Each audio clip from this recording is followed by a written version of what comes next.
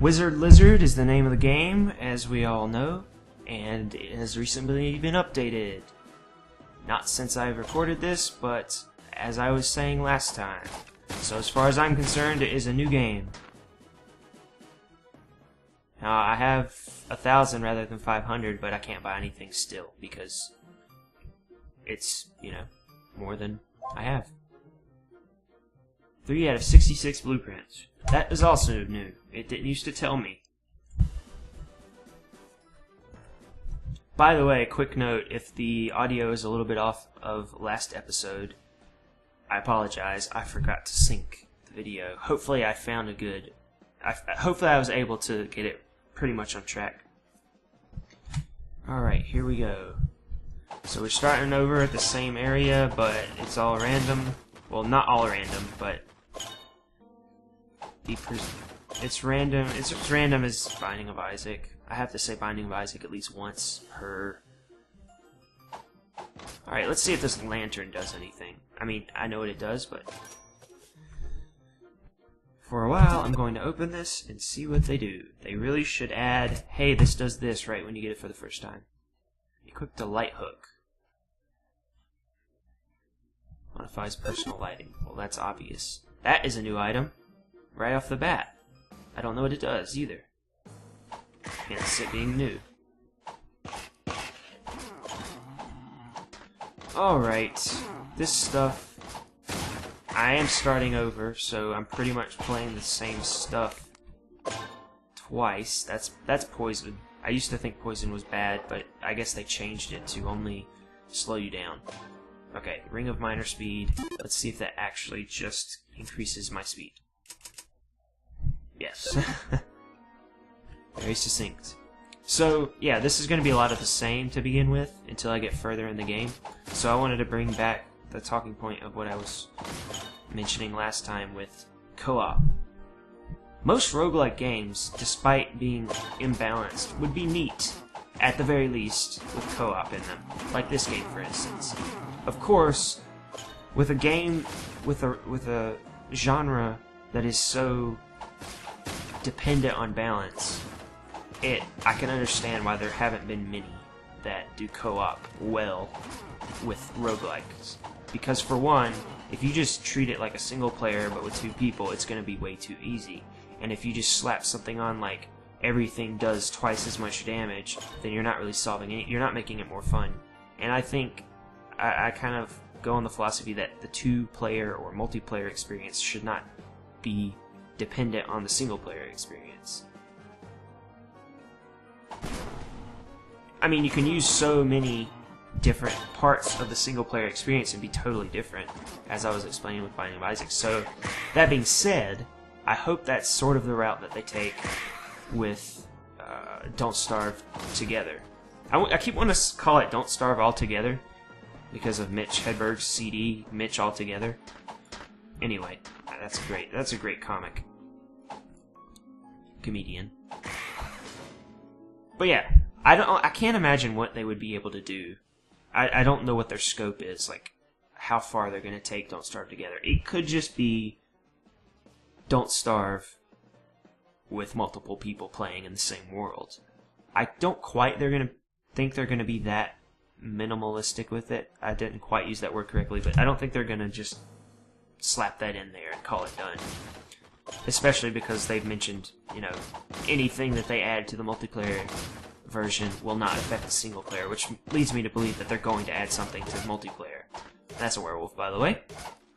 But yeah, games like this, I just wish they took the extra time. Maybe they don't have the extra time. Maybe they probably just don't have the extra money. I'm sure most of them would want to do multiplayer. Even Kevin from the dev team with Don't Starve, who was the main driving force, at least so it seemed, behind not getting multiplayer quicker. Even he, I think, wanted it a little bit more than he led people to believe. I just think he knew it wasn't a possibility at the time, and he didn't like people asking for it when they clearly weren't capable of it at the time. Alright, time out for my talk on crap. Let's see what this does. Increases soul power, modifies personal lighting. Equipped to light hook, okay. Obviously, it modifies personal lighting. So what I think, just to talk about the actual game I'm playing for a second, I don't quite know what soul power is yet. I don't want to believe that it's just the power-up that you can find, because there's so much that increases soul power. Maybe when you're dead, it increases the power how much damage you deal when you're dead. I'm kind of hoping that's what it is. This is one of the rooms I was trying to find when I was dead. Can you guess what it does? You'll get to see it eventually. Maybe not this round.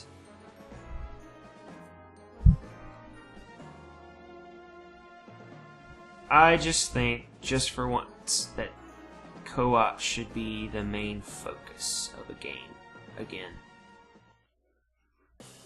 And some are starting to do it. I think Don't Starve is one of them. I also think that Don't Starve is one that would benefit the most from just slapping on the multiplayer and calling it a day, which is good and bad. Because, I don't know if you know the way that works, Don't Starve, but it's a roguelike, but it's a sandbox roguelike. So you're not compelled to do anything. And that's why not only can you do the co-op and not need to do a lot extra because people will have fun with that, but also the roguelike part of it can be taken out and people won't care as much. I wish they did, because in a game like that, dying means nothing other than the end of the game. And you might say, well, that's a lot. Well, you're right.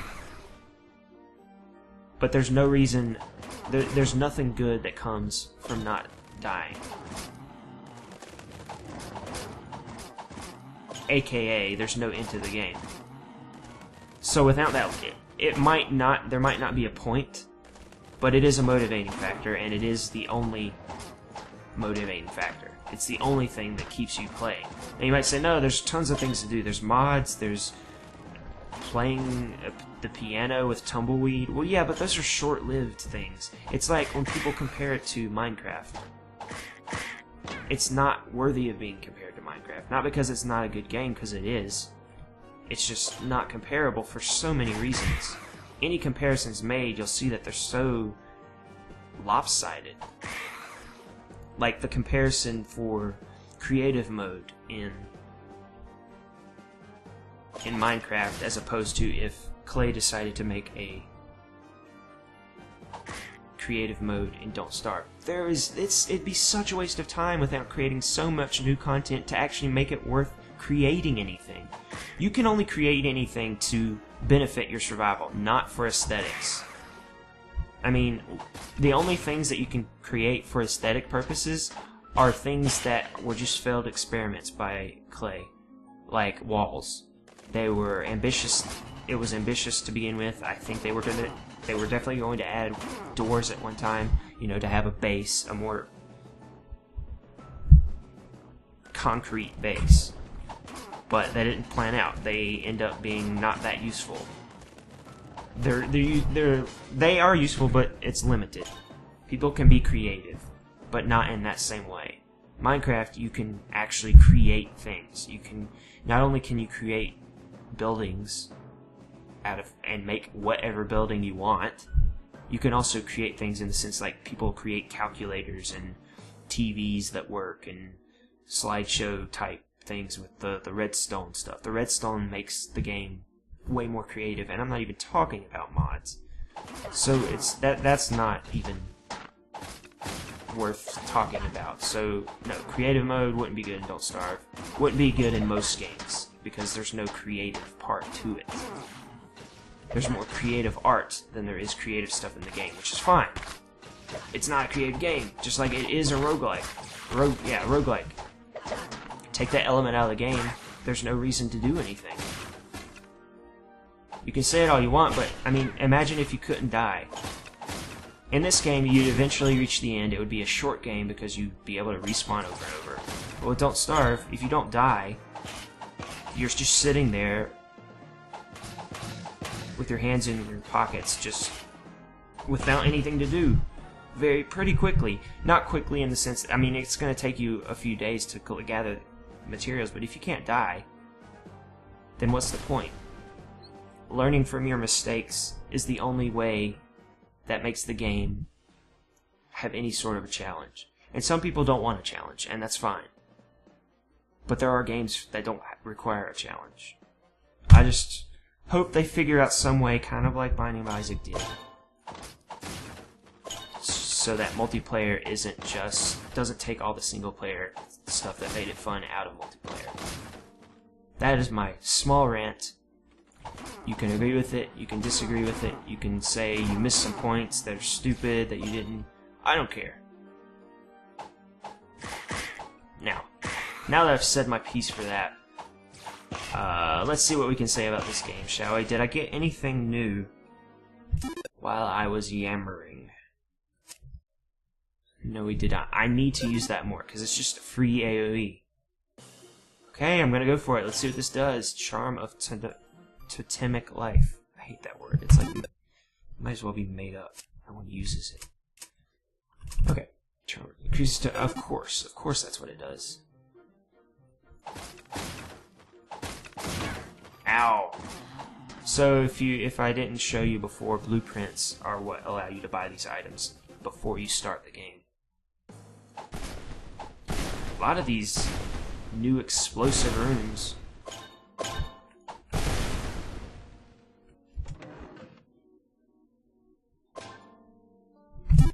Alright.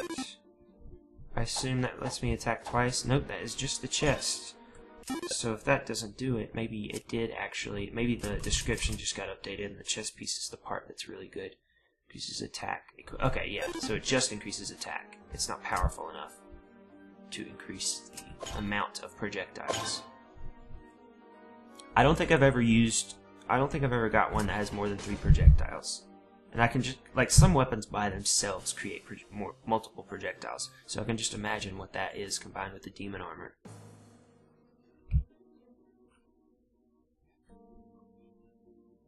Alright.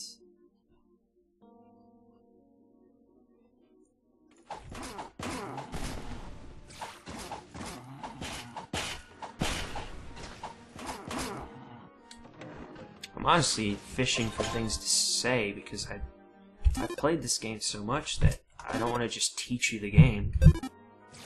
Let's go! Whoa. Ah, you missed and I didn't even move. Alright, so let's see what this does. I forgot. Displays numbers during combat. Okay, that makes sense. Ah, much better. There we go, that's good. 8,000 gold even. Yeah, so this has a few secrets. I shouldn't have done that, but I mean, what else am I gonna do? Let's use this totemic blah blah blah. Nope, get it. Yeah, oh god, it goes for me. That's not fair. Get him. Get him.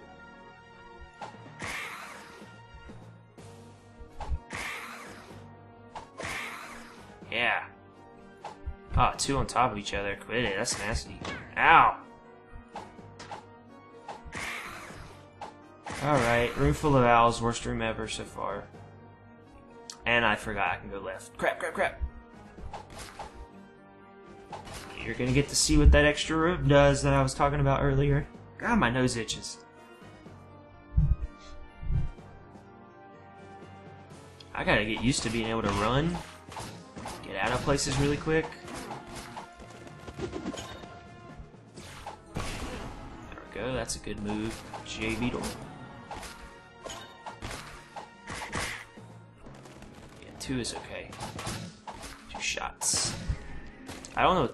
Oh, I guess that's the boss room. I didn't notice that before. We're gonna play it not safe. Come on. Also, by the way, there wasn't this cursor thing before. I guess there didn't need to be, because you're not gonna lose track of where your hands are on the arrow keys.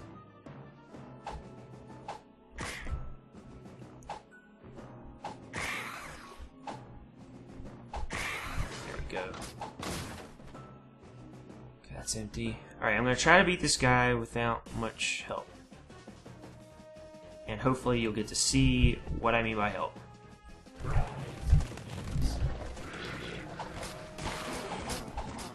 Get out of there. I like the totem. I like the totem. It gives more strategy. Same actually with all those. I'm not so sure there should be a cooldown though, on the dash, because you're giving up a lot by running in one direction. Alright. If you, I mean, and there's multiple ways to beat this guy, especially now that he only does the one move. You can continuously run over all these things, and they'll eventually go away, and then you'll just be left with him. Except for that I'm dead-ish. Soul Realm. I'm a soul, I guess. So these things will continuously spawn forever, unless I kill them. Alright. Not good. Go. Just run into him. Yeah. Just need that. I really damaged him the first time, but not this time. It's taking forever. Ow. One more hit and I'm dead. I mean, there are plenty of times where I've hit this guy in the old version and not taken any damage. Ah, man, I was taken out of it again,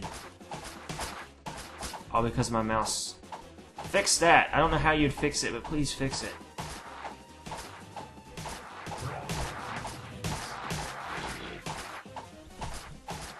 Another good strategy for this guy. Damn it.